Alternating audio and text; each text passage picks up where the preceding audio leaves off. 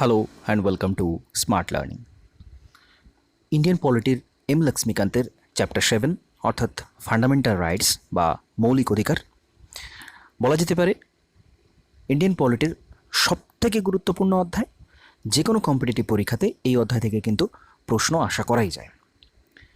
তো তোমরা যারা ইন্ডিয়ান পলিটির এম লক্ষ্মীকান্তরা প্রথম থেকে শেষ পর্যন্ত কমপ্লিট গাইডেন্স চাইছো, তারা স্মার্ট লার্নিং এডুকেশনে যোগাযোগ করতে পারো। কন্ট্যাক্ট নাম্বার দেওয়া রয়েছে এবং ওয়েবসাইট ভিজিট করতে পারো। তো সম্পূর্ণ এম লক্ষ্মীকান্ত কিন্তু 10 মাসের মধ্যে কমপ্লিট করা হচ্ছে, অর্থাৎ WBCS 2021 এবং UPSC 2021-এর জন্য যারা প্রিপারেশন নিচ্ছ, সম্পূর্ণ ইন্ডিয়ান পলিটির জন্য তারা কিন্তু কোর্সে ভর্তি হতে পারো। তো fundamental rights, the fundamental rights are enshrined in Part 3 of the Constitution from Article 12 to 35. এই ফান্ডামেন্টাল রাইটসটা আমাদের সংবিধানের পার্ট 3-তে রয়েছে এবং আর্টিকেল 12 থেকে আর্টিকেল 35-এর মধ্যে রয়েছে, অত্যন্ত গুরুত্বপূর্ণ পার্ট 3 এবং article 12 to 35. In this regard, the framers of the Constitution derive inspiration from the Constitution of USA, that is Bill of Rights.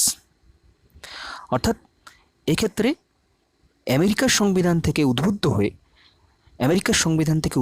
আমেরিকার সংবিধানে এই ফান্ডামেন্টাল রাইটস, একে বিল অফ রাইটস বলা হয় আমেরিকার সংবিধানে, এবং সেখান থেকে কিন্তু আমাদের সংবিধান প্রণেতারা এই ফান্ডামেন্টাল রাইটস জিনিসটা নিয়েছেন। Part 3 of the Constitution is rightly described as the Magna Carta of India. Very, very important. এই পার্ট 3-কে অর্থাৎ ফান্ডামেন্টাল রাইটসকে কিন্তু ম্যাগনা কার্টা অফ ইন্ডিয়া বলা হয়ে থাকে। ম্যাগনা কার্টা শব্দটা কি? ম্যাগনা কার্টা হলো পৃথিবীতে প্রথমবার যখন ফান্ডামেন্টাল রাইটস আসে, অর্থাৎ 1215 খ্রিস্টাব্দে ইংল্যান্ডের রাজা কিং জন এই ম্যাগনা কার্টা প্রথমবার ইস্যু করেছিলেন, যেটাকে পৃথিবীর মধ্যে প্রথম লিখিত ফান্ডামেন্টাল রাইটস ধরা যেতে পারে। তার আদিবাসীদের জন্য, সেইখানকার বসবাসকারী ব্যক্তিদের জন্য কিন্তু কিং জন 1215 সালে এই ম্যাগনা কার্টা ইস্যু করেছিলেন। তো সেক্ষেত্রে সেটাই ভারতের ক্ষেত্রে এখানে সেজন্য ফান্ডামেন্টাল রাইটসকে ম্যাগনা কার্টা বলা হচ্ছে। It contains a very long and comprehensive list of justiciable fundamental rights. এখানে একটা খুব গুরুত্বপূর্ণ কথা লেখা আছে, জুডিশিয়েবল, অর্থাৎ ফান্ডামেন্টাল রাইটস কিন্তু বিচারযোগ্য। যদি কারো ফান্ডামেন্টাল রাইটস, মৌলিক অধিকার লঙ্ঘন হয়, যদি ভায়োলেট হয় মৌলিক অধিকার, সে কিন্তু সরাসরি হাইকোর্ট অথবা সুপ্রিম কোর্টে যেতে পারে। তো এটাই গণতন্ত্রের সবচেয়ে বড় শক্তি, fundamental rights. In fact the fundamental rights is our constitution are more elaborate than those found in the constitution of any other country of the world including the USA। অর্থাৎ ফান্ডামেন্টাল রাইটস কিন্তু আমাদের দেশে এত বড়, এত বিস্তৃতভাবে আলোচনা করা হয়েছে, এটা কিন্তু আর কোনো দেশে, এমনকি USA যেখান থেকে ফান্ডামেন্টাল রাইটস নেওয়া হয়েছে, সেখানেও কিন্তু এত ডিটেলসে ফান্ডামেন্টাল রাইটস কিন্তু নেই। The fundamental rights are guaranteed by the constitution to all persons without any discrimination. Fundamental rights প্রত্যেক ব্যক্তিকে কোনো রকম ভেদাভেদ না করে কিন্তু ফান্ডামেন্টাল রাইটসটিকে গ্যারেন্টি দেয়। এই গ্যারেন্টারকে রক্ষা করে কে? না সুপ্রিম কোর্ট আর High Court. They afford the equality of the individual, the dignity of the individual, the larger public interest and unity of the nation. এটা কি তুলে ধরে আমাদের কাছে? প্রত্যেকের আত্মসম্মান, প্রত্যেকের প্রতি সমতা, প্রত্যেকে বিভিন্ন বর্ণ, জাতি, নানান রকম যে মানুষ ভারতবর্ষের, সমস্ত কিছুর ঊর্ধ্বে গিয়ে প্রত্যেকের জন্য কিন্তু ফান্ডামেন্টাল রাইটস সমানভাবে প্রযোজ্য। The fundamental rights are meant for promoting the idea of political democracy. রাজনৈতিক গণতন্ত্রের ধারণা কিন্তু এই ফান্ডামেন্টাল রাইটস থেকেই পাওয়া যায়। The prevent the establishment of an authoritarian and despotic rule in the country, এক্ষেত্রে কিন্তু স্বৈরাচারী ব্যবস্থাকে চ্যালেঞ্জ করে, fundamental rights and protect the liberties and freedom of the people against the invasion by the state. রাজ্যের যে অগ্রাসন, যেটা স্বৈরাচারী শাসন ব্যবস্থায় হতো, যেটা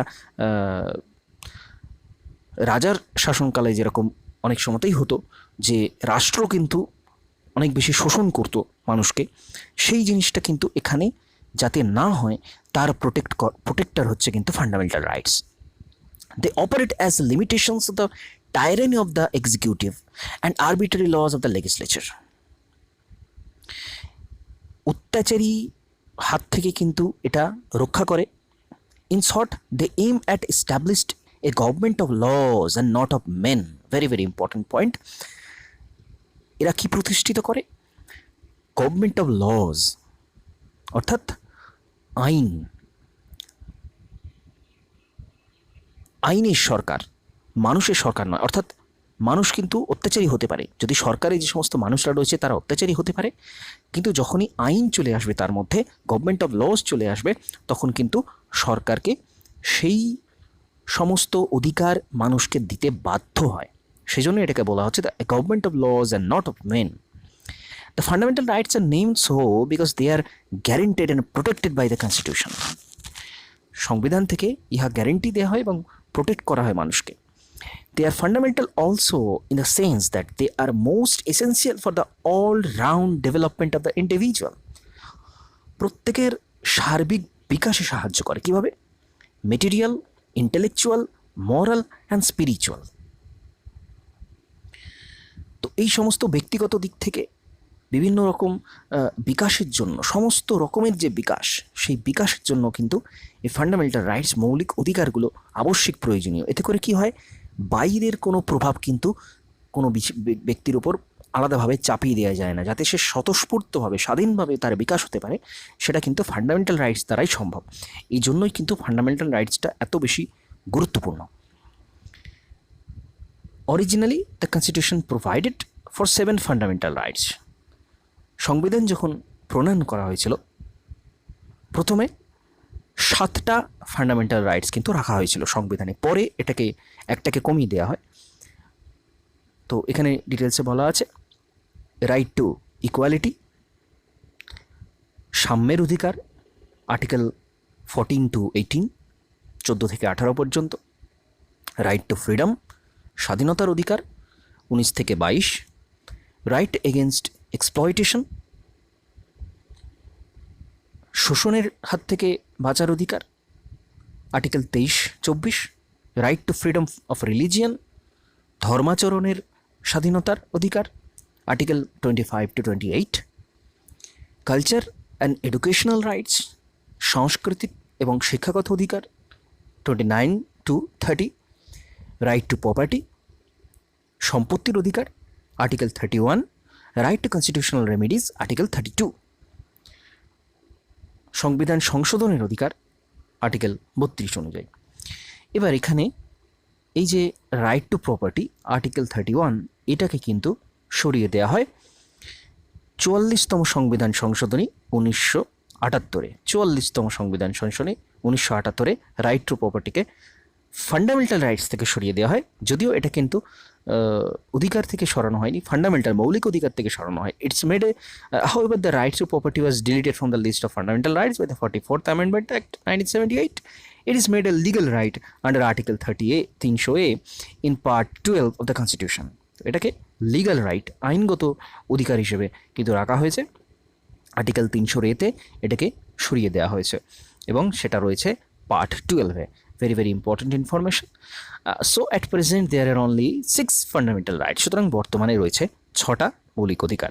এই 44তম সংবিধান সংশোধনী 1978 সালটা এবং কততম সংশোধনী এবং বর্তমানে কোন জায়গায় রয়েছে এই সম্পত্তি, এটা কোন অংশে রয়েছে, 300A পার্ট 12, এটাকে অত্যন্ত একটা গুরুত্বপূর্ণ information. Features of the fundamental rights. Fundamental রাইটসের বৈশিষ্ট্য। The fundamental rights guaranteed by the Constitution are characterized by the following. Number 1, some of them are available only to the citizens while others are available to all persons, whether citizen, foreigner or legal persons like corporations or companies. কিছু fundamental rights শুধুমাত্র ভারতের নাগরিক যারা সিটিজেনরা তারাই ভোগ করেন, আর কিছু fundamental rights রয়েছে যেগুলো সবার জন্য, ভারতীয় নাগরিক হোক, বিদেশি নাগরিক হোক, বা কোনো কোম্পানি হোক, কর্পোরেশন হোক, সবার জন্যই প্রযোজ্য। Number 2, they are not absolute but qualified. এরা কিন্তু চরম নয়, পরম নয়, সবসময় এরা কিন্তু থাকে না, এদেরকে কিন্তু রিজনেবল রেস্ট্রিকশন এর উপর কিন্তু দেওয়া যায়। The state can impose reasonable restriction on them. However, whether such restriction are reasonable or not is to be decided by the courts.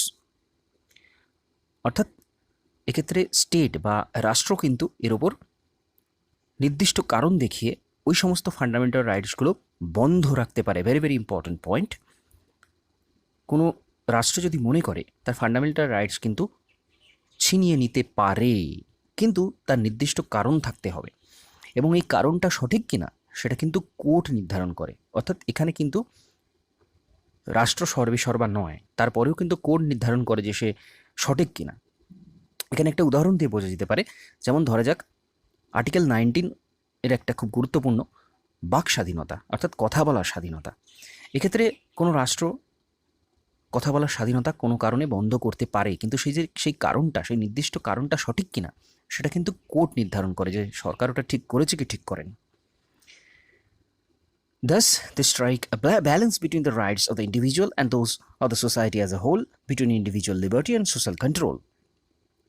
সুতরাং বিষয়টার মধ্যে একটা ব্যালেন্স রাখা যাচ্ছে। কোনো ব্যক্তি ইচ্ছামতো নিজের ইচ্ছামতো যা ইচ্ছা তাই বলতে পারে না, সরকার তার উপর রেস্ট্রিকশন করতে পারে। আবার সরকারও তার ইচ্ছামতো রেস্ট্রিকশন জারি করতে পারে না, যার উপর ইচ্ছা তার উপর হঠাৎ করে বন্ধ করে দিতে পারে না তার স্বাধীনতা। তো এই একটা মধ্যে ব্যালেন্স বজায় রেখে চলছে।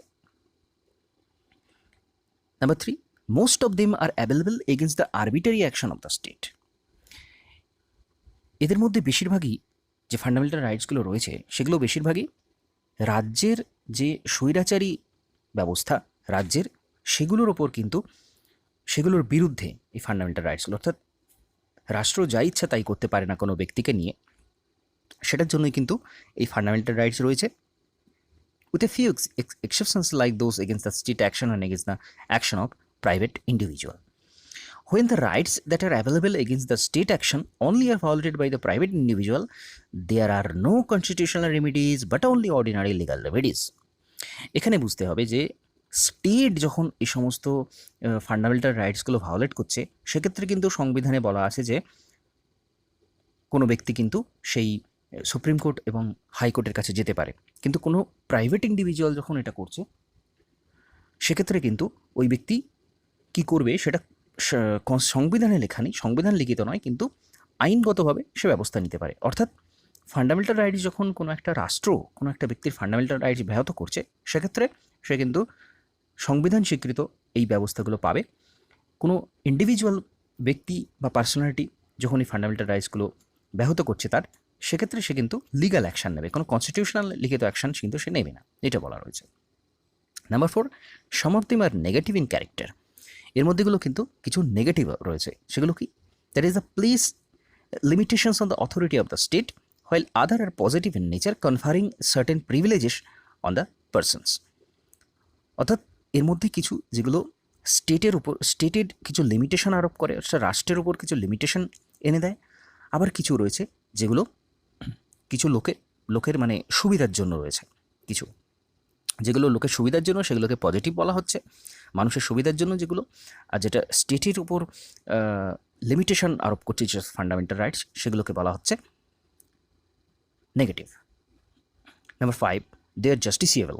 Very very important point. অর্থাৎ ফান্ডামেন্টাল রাইটস যদি ভায়োলেট হয় তাহলে কিন্তু সরাসরি কেউ কোর্টে যেতে পারে। Allowing person to move the courts for their enforcement if and when they are violated. They are defended and guaranteed by the supreme court. Supreme court এটাকে রক্ষা করে এবং গ্যারেন্টি দেয়।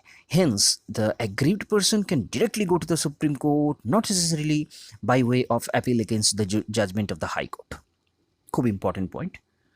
ফান্ডামেন্টাল রাইটস ব্যাহত হলে কেউ সরাসরি সুপ্রিম কোর্টে যেতে পারে, হাইকোর্টে নাও যেতে পারে। এক্ষেত্রে যদিও তার কারণ দর্শাতে হয় তাকে, সে কেন হাইকোর্টে যায়নি। তো কিন্তু সরাসরি কোনো ব্যক্তি সুপ্রিম কোর্টে যেতে পারে ফান্ডামেন্টাল রাইট যদি ব্যাহত হয়। Number 7, they are not sacrosanct or permanent. The parliament can curtail or repeal them, but only by a constitutional amendment act and not by an ordinary act. এটাও ইম্পর্টেন্ট পয়েন্ট। এই fundamental রাইটসগুলো কিন্তু বদলানো যেতে পারে, এটা বলা আছে। খুব গুরুত্বপূর্ণ পয়েন্ট। পার্লামেন্ট কিন্তু কনস্টিটিউশনাল অ্যামেন্ডমেন্টের মাধ্যমে, সংবিধান সংশোধনের মাধ্যমে এই ফান্ডামেন্টাল রাইটসগুলো কিন্তু সরিয়ে দিতে পারে বা নতুন আনতে পারে। Moreover this can be done without affecting the basic structure of the constitution. এটাও খুব গুরুত্বপূর্ণ পয়েন্ট। ফান্ডামেন্টাল রাইটস পরিবর্তন করা যেতে পারে, নতুন আনা যেতে পারে, কিন্তু এটা যেন সংবিধানের যে মূল কাঠামো, বেসিক স্ট্রাকচার, সেই বেসিক স্ট্রাকচারকে ব্যাহত না করে। এটা বেসিক স্ট্রাকচার নিয়ে পরবর্তী অধ্যায়ে আলোচনা করা রয়েছে। Number 8, they can be suspended during the operation of national emergency except the rights guaranteed by Article 20 and 21. Fundamental rights article 21, 20 এবং 21 এই দুটো বাদ দিয়ে অন্যান্য যে ফান্ডামেন্টাল রাইটস সেগুলো কিন্তু ন্যাশনাল এমার্জেন্সির সময় বন্ধ করে দেওয়া হয়। স্টেট এমার্জেন্সির সময় নয়, কিন্তু ন্যাশনাল এমার্জেন্সির সময় এই ফান্ডামেন্টাল রাইটসগুলো 20, 21 বাদ দিয়ে বাকিগুলো কিন্তু রদ করে দেওয়া হয়। Next, their scope of operation is limited by Article 31A, Article 31B and Article 31C. এক্ষেত্রে কিছু লিমিটেশন আরোপ করা আছে।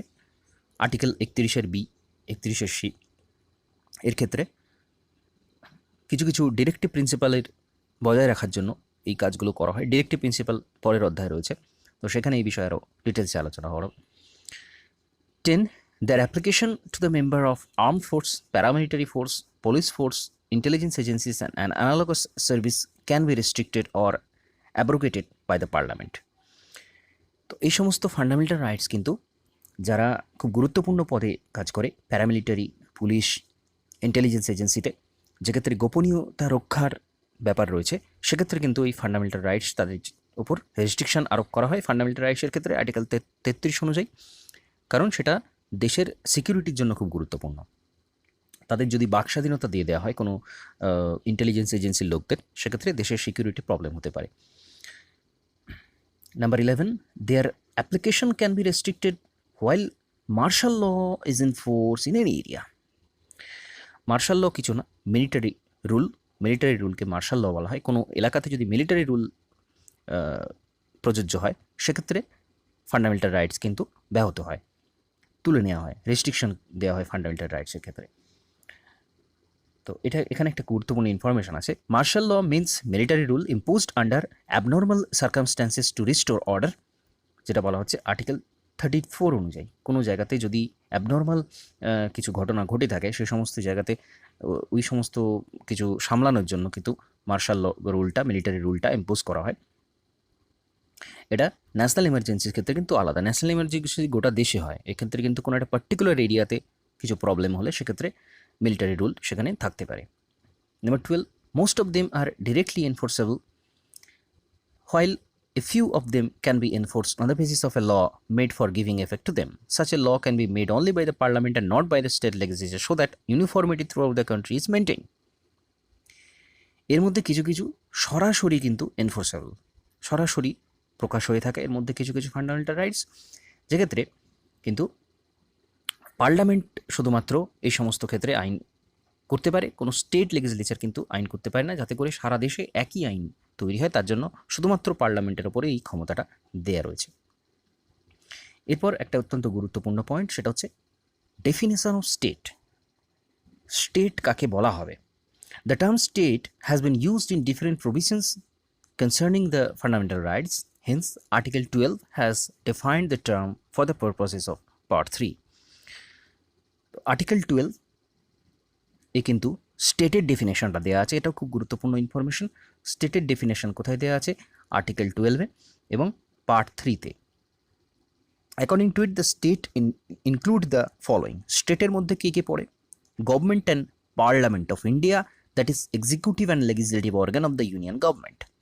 সুতরাং এই রাষ্ট্র বলতে বা স্টেট বলতে সরকারকে বোঝায় এবং পার্লামেন্টকেও বোঝায়।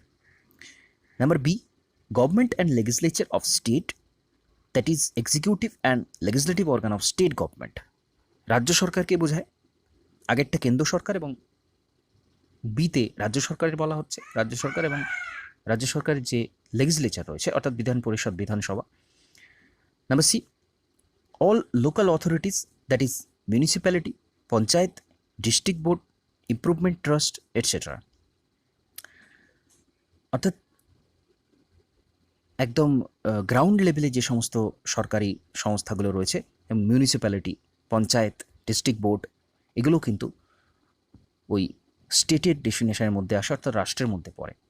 Number D, all other authorities, that is statutory or non statutory authorities like LIC, ONGC, SAIL, et cetera. অর্থাৎ যে সমস্তগুলো বিধিবদ্ধ অর্থাৎ আইন দ্বারা যে সমস্তগুলো প্রতিষ্ঠা করা হয়েছে অথবা আইন দ্বারা প্রতিষ্ঠিত করা হয়নি, সেগুলো সমস্ত কিছু কিন্তু স্টেটের ডেফিনেশনের মধ্যে আসছে। অর্থাৎ এলআইসি, ওএনজিসি যেগুলো সরকারি সংস্থা যেগুলো, সেগুলো কিন্তু স্টেটের মধ্যেই ধরা হয় তাদেরকে। Thus, state has been defined in a wider sense so as to include all its agencies. সুতরাং স্টেটের মধ্যে কিন্তু, রাষ্ট্রের মধ্যে কিন্তু রাষ্ট্রের যে সমস্ত এজেন্সি আছে সমস্ত সেগুলো পড়ছে। It is the action of these agencies that can be challenged in the court as violating the fundamental rights. এই সমস্ত সরকারি সংস্থা যদি কোনো ব্যক্তির ফান্ডামেন্টাল রাইটস ভায়োলেট করে, সেক্ষেত্রে সরাসরি কিন্তু সুপ্রিম কোর্ট বা হাইকোর্টে যাওয়া যেতে পারে। According to the Supreme Court, even a private body or an agency working as an instrument of the state fall within the meaning of the state under Article 12. Supreme court কিন্তু এটা বলেছে যে যে সমস্ত সংস্থা সরকারের হয়ে কাজ করে, সরকারি নয়, সরাসরি সরকারি নয়, কিন্তু সরকারের হয়ে কাজ করে, তারাও কিন্তু এই স্টেটের আন্ডারে আসে। অর্থাৎ তাদেরকেও রাষ্ট্র হিসেবে ধরা হবে। তারা যদি কোনো ব্যক্তির ফান্ডামেন্টাল রাইটস ভায়োলেট করে, তাহলেও কিন্তু সেই ব্যক্তি সরাসরি সুপ্রিম কোর্টে বা হাইকোর্টে যেতে পারে।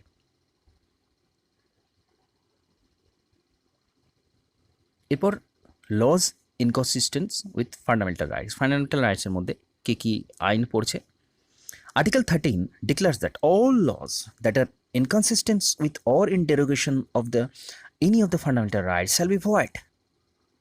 যদি কোনো আইন ফান্ডামেন্টাল রাইটসকে ভায়োলেট করে, এমন আইন তৈরি হলো যেটা দেখা যাচ্ছে যে কোনো ব্যক্তির ফান্ডামেন্টাল রাইটস ব্যাহত করতে পারে, এমন কোনো আইন, সেটা কিন্তু সঙ্গে সঙ্গে সেই আইনটা কিন্তু বন্ধ করে দেওয়া হবে, সেই আইনটা কিন্তু চালু থাকবে না। In other word, it expressly provides for the doctrine of judicial review. অর্থাৎ সেই আইনটা কিন্তু জুডিশিয়াল রিভিউয়ের ক্ষেত্রে ফেলা যেতে পারে, অর্থাৎ পুনর্বিবেচনা করা যেতে পারে সেই আইনের ক্ষেত্রে। This power has been conferred on the supreme court article 32 and the high court article 226। এই ক্ষমতাটা হাইকোর্টকে 226 আর্টিকেল অনুযায়ী এবং সুপ্রিম কোর্টকে আর্টিকেল 32 অনুযায়ী দেওয়া হয়েছে। কোনো আইন সেটা ফান্ডামেন্টাল রাইটসকে ব্যাহত করছে কিনা সেটা এরা বিচার করে দেখে।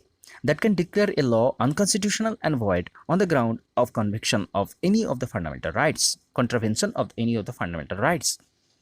এক্ষেত্রে কোনো ফান্ডামেন্টাল রাইটস যদি সেই আইনটা ফান্ডামেন্টাল রাইটসকে ব্যাহত করে, তাহলে সুপ্রিম কোর্ট, হাইকোর্ট কিন্তু ক্ষমতা আছে সেই আইনটাকে সঙ্গে সঙ্গে নিষ্ক্রিয় করে দেওয়ার। The term law in the Article 13 has been given a wide connotations so as to include the following. Law বলতে, আইন বলতে আর্টিকেল 13-এ কী কী বোঝানো হয়েছে? A, permanent law enacted by the parliament or the state legislature, সে সমস্ত আইন যেগুলো পার্মানেন্ট, সে সমস্ত আইনগুলো, এবং সেটা পার্লামেন্টেরও হতে পারে বা স্টেট লেজিসলেচারেও করা আইন হতে পারে, অর্থাৎ রাজ্য বিধানসভার আইন হতে পারে অথবা পার্লামেন্টেরও আইন হতে পারে। যে কোনো আইনই হোক না কেন, সেটাকে আইনের মধ্যে ধরা হবে, সেটাকে ল মধ্যে ধরা হবে, আর্টিকেল 13-এর মধ্যে ধরা হবে। B, temporary law like ordinance issue by the president or the state government, ক্ষণস্থায়ী যে সমস্ত আইনগুলো সেগুলো এর মধ্যে আসবে। Statutory instrument in the nature of delegated legislation like order, bylaw, rule, regulation ও নোটিফিকেশন। এটা কিন্তু আরও বেশি বিস্তৃত বলা হয়েছে। কোনো রেগুলেশন হতে পারে, কোনো নোটিফিকেশন হতে পারে, সেটাও কিন্তু ল এর মধ্যে আসবে। অর্থাৎ এমন কোনো নোটিশ দেওয়া হলো কোনো একটা গভর্নমেন্ট এজেন্সি থেকে, যেটা কিনা ফান্ডামেন্টাল রাইটসকে ব্যাহত করছে, তো সেটাও কিন্তু এর মধ্যে আসবে, সেখানেও কিন্তু সুপ্রিম কোর্ট কিংবা হাইকোর্ট সেটাকে বন্ধ করতে পারে। সুতরাং এখানে ল বলতে অনেক কিছুকে বোঝাচ্ছে, শুধুমাত্র একটা সংবিধান স্বীকৃত আইনকে বোঝানো হচ্ছে না, বিস্তৃত বোঝানো হচ্ছে ল বলতে। এবং স্টেট বলতেও কিন্তু বিস্তৃত অংশকেই বোঝাচ্ছে, স্টেট বলতে শুধুমাত্র গভর্নমেন্টকে বোঝাচ্ছে না, আরও বিস্তারিত। তো এই বিষয়টা খুব গুরুত্বপূর্ণ, আর্টিকেল 12 এবং আর্টিকেল 13। আর কি বলা হচ্ছে, D non legislative sources of law, that is custom or usages having the force of law. অর্থাৎ যেগুলো পার্লামেন্টে তৈরি হয়নি, এইরকমও কি যে সমস্ত আইন যদি আসে, সেক্ষেত্রেও কিন্তু এই একই জিনিস বলবৎ হবে। অর্থাৎ এমন কোনো নিয়মনীতি তৈরি করা যায় না, তৈরি করা যায় না যেটা কিনা ফান্ডামেন্টাল রাইটসকে ব্যাহত করে। Thus, not only a legislation, but any of the above can be challenged in the court as violating a fundamental rights and hence can be declared as void. সুতরাং ওই সমস্ত নিয়ম নীতি আইন সব কিছুকে নিষ্ক্রিয় করে দেওয়া হবে, বন্ধ করে দেওয়া হবে যদি সেটা ফান্ডামেন্টাল রাইটসকে ব্যাহত করে। Further, article 13 declares that a constitutional amendment is not a law and hence cannot be challenged. Article 13 বলে যে সংবিধান সংশোধন কোনো আইন নয়, সুতরাং এটাকে চ্যালেঞ্জ করা যায় না, এটা প্রাথমিকভাবে বলা হয়েছিল। However the supreme court held in the Kesavananda Bharati case 1973, অত্যন্ত গুরুত্বপূর্ণ মামলা Kesavananda Bharat case 1973, that a constitutional amendment can be challenged on the ground that it violates the fundamental rights that forms a part of the basic structure of the constitution and hence can be declared as void. Article 13 যদিও এটাকে বলে যে সংবিধান সংশোধন কোনো আইনের মধ্যে পড়ে না, তাই সংবিধান সংশোধনকে চ্যালেঞ্জ করা যায় না, কিন্তু পরবর্তীকালে সুপ্রিম কোর্ট অর্ডার দিয়েছিল কেশবানন্দ ভারতী মামলায়, যে সমস্ত আইন বেসিক স্ট্রাকচার কনস্টিটিউশনাল অ্যামেন্ডমেন্ট যদি বেসিক স্ট্রাকচারকে ব্যাহত করে, সংবিধানের বেসিক স্ট্রাকচারকে ব্যাহত করে, তাহলেও কিন্তু এক্ষেত্রে চ্যালেঞ্জ করা যাবে এবং সেক্ষেত্রে সেই আইনটাকে নিষ্ক্রিয় করে দেওয়া যাবে। অর্থাৎ ভারতের সংবিধানে ফান্ডামেন্টাল রাইটসকে অত্যন্ত গুরুত্ব দেওয়া হয়েছে, সুরক্ষিত করা হয়েছে, বিভিন্নভাবে সুরক্ষিত করা হয়েছে যাতে সেটা সমস্ত ক্ষেত্রে বজায় থাকে।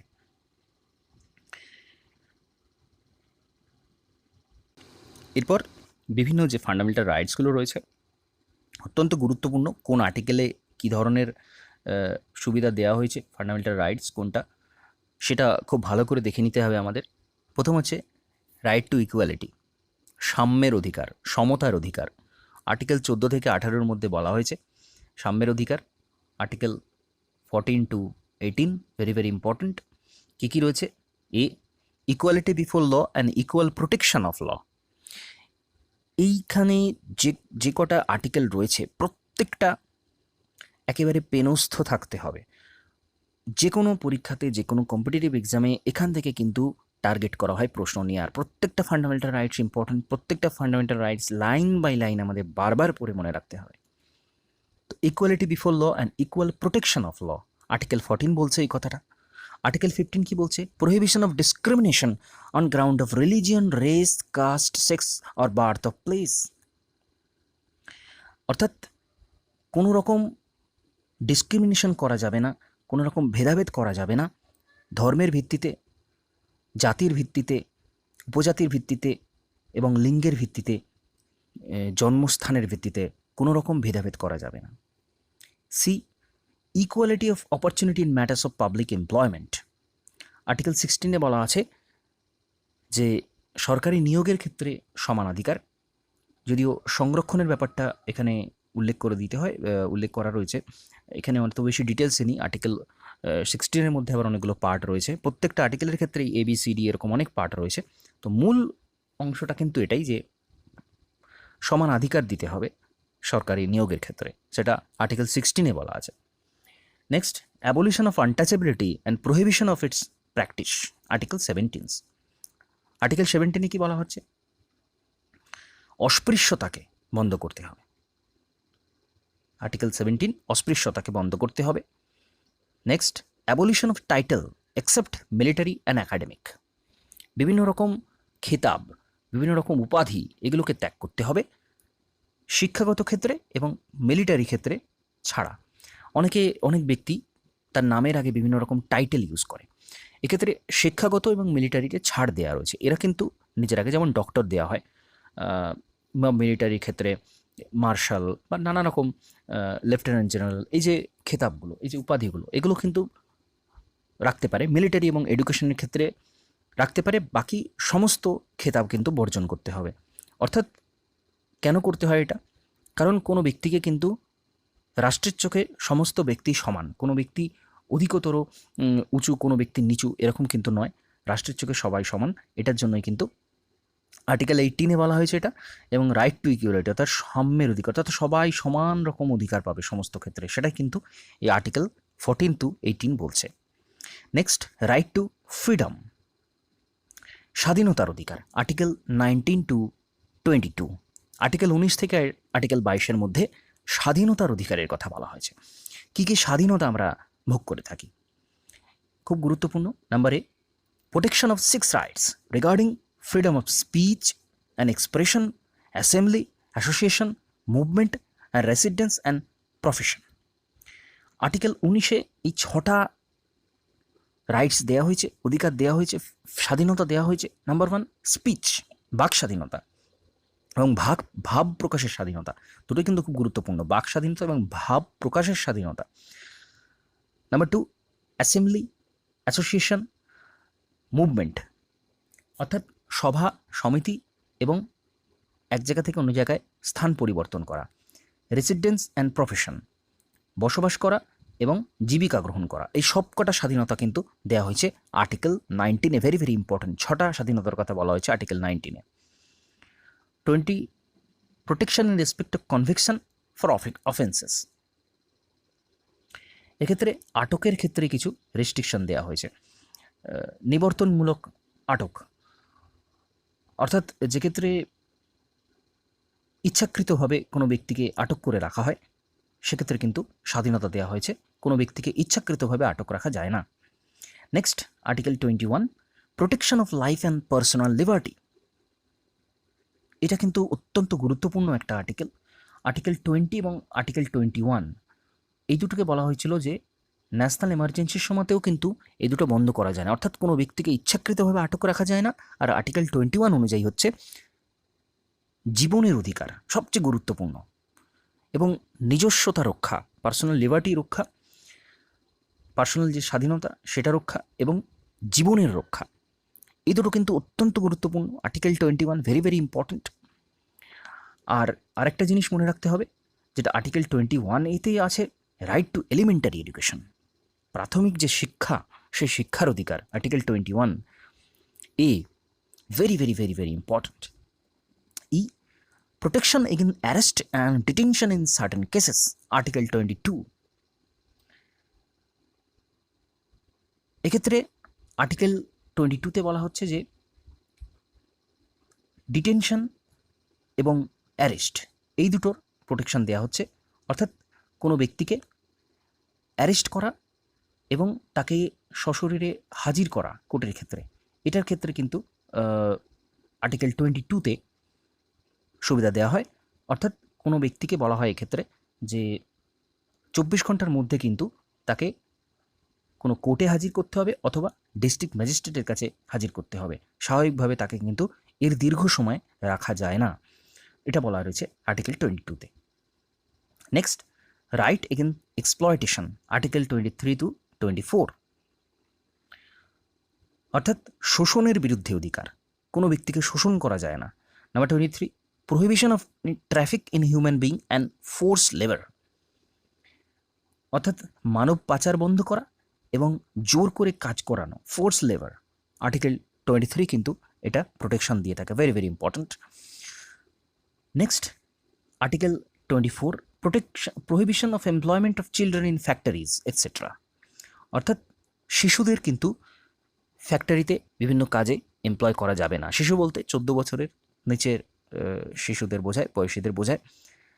তো আর্টিকেল 24 কিন্তু ওদের ফ্যাক্টরিতে নিয়োগ রাখতে রাখার নির্দেশ দিয়েছে, অর্থাৎ শিশু শ্রম যেটা, সেটা বন্ধের কথা বলা হয়েছে আর্টিকেল 24-এ। Next, right to freedom of religion, অর্থাৎ ধর্মাচরণের অধিকার, স্বাধীনতা। এই freedom of conscience and free profession, practice and propagation of religion, অর্থাৎ প্রফেশন করা যেতে পারে, প্র্যাকটিস এবং প্রোপাগেশন। এই যে তিনটে জিনিস, তিনটে পি খুব গুরুত্বপূর্ণ, মনে রাখতে হবে। আর্টিকেল 25 এগুলোকে ছাড় দেওয়া যেতে পারে, অর্থাৎ নির্দিষ্ট ধর্মাচরণ করা, সেটাকে প্রফেশন করা এবং সেটাকে ছড়ানো অর্থাৎ ধর্ম প্রচার করা, এইগুলোর মধ্যে কিন্তু বাধা দেওয়া যায় না আর্টিকেল 25 অনুযায়ী।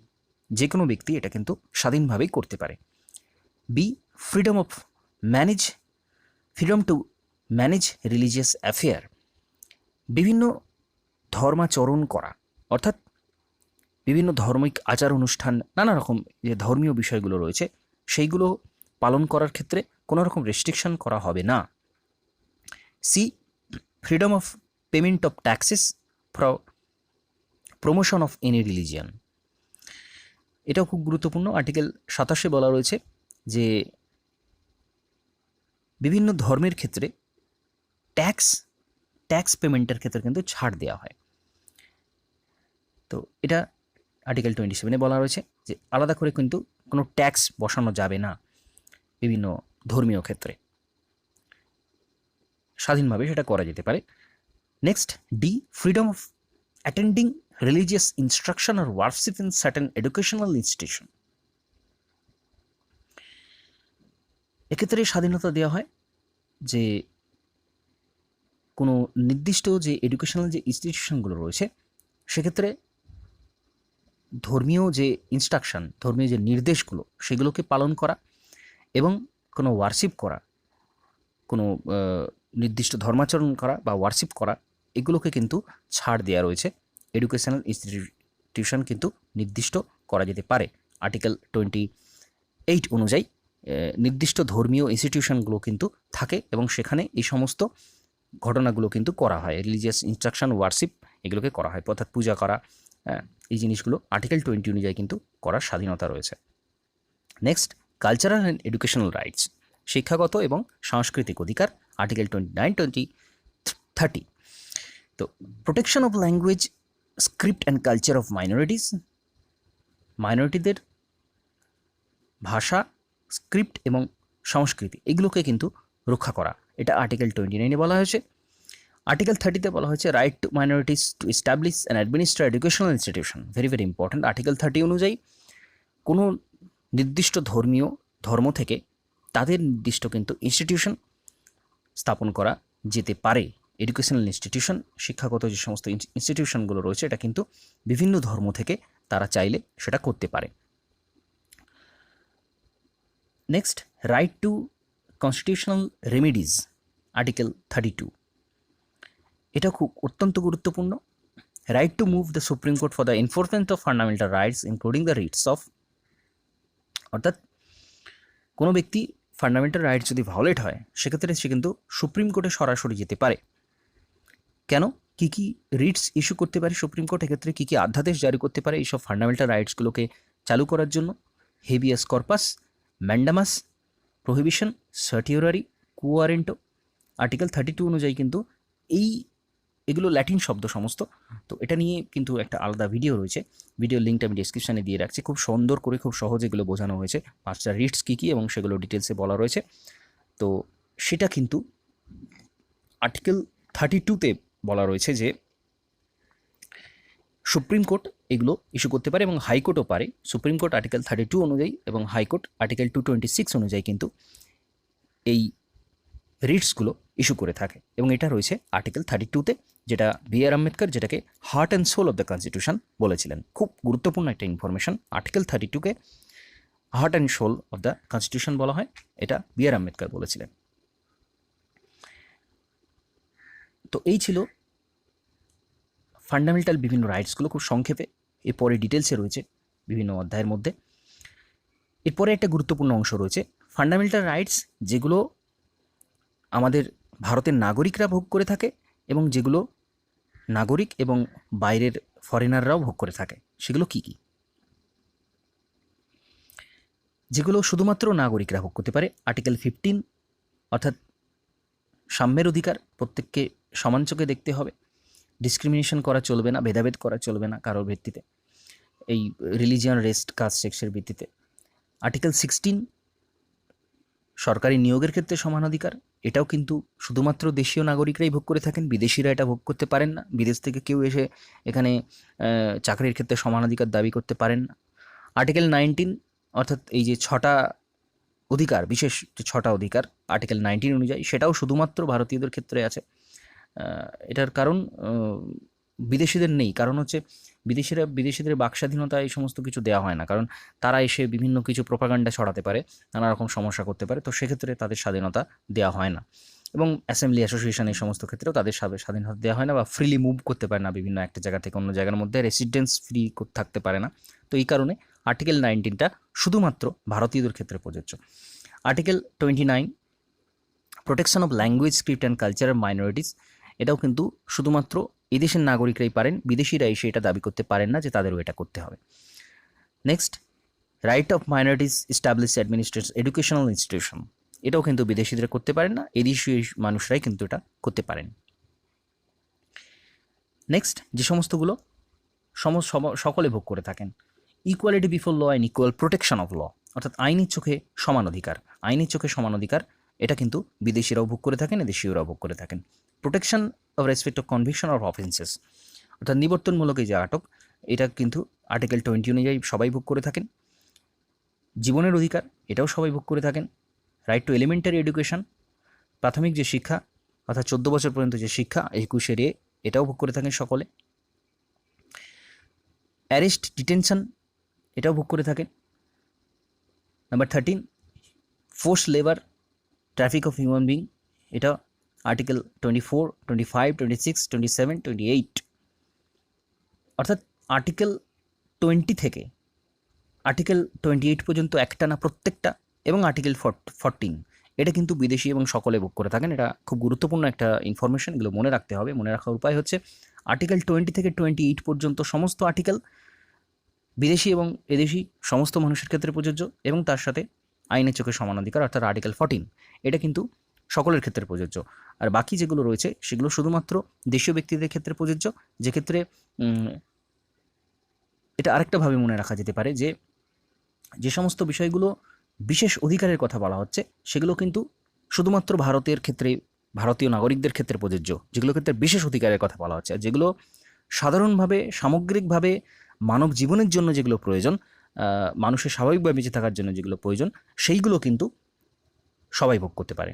বিশেষাধিকার শুধুমাত্র ভারতীয়রা ভোগ করতে পারেন। তো এই পার্থক্যটা আমাদের খুব গুরুত্বপূর্ণ, মনে রাখতে হবে কোনটা এদেশীয় এবং কোনটা সকলের জন্য। তো এই ভিডিওটা এখানে শেষ করছি। ফান্ডামেন্টাল রাইটস একটা অত্যন্ত বড় একটা চ্যাপ্টার। অন্যান্য ভিডিওতে আমি পরের যে সমস্ত পার্টগুলো আছে সেগুলো নিয়ে আসবো। তোমরা চ্যানেলটা অবশ্যই সাবস্ক্রাইব করে রাখো পরবর্তী আর্টিকেলে, বিভিন্ন আর্টিকেলগুলো ডিসকাশনের জন্য এবং অন্যান্য অধ্যায় ডিসকাশনের জন্য। আরও একটা বিশেষ কথা, সেটা হচ্ছে তোমরা সম্পূর্ণ পলিটিটা কোর্স শুরু হয়েছে, 10 মান্থের কোর্স, সম্পূর্ণ পলিটি, লক্ষ্মীকান্তের সম্পূর্ণ পলিটি সেখানে পড়া হচ্ছে। তোমরা সেখানেও জয়েন করতে পারো, ডিসক্রিপশন বক্সে লিঙ্ক দেওয়া রয়েছে। এখানে শেষ করছি। নমস্কার, ধন্যবাদ।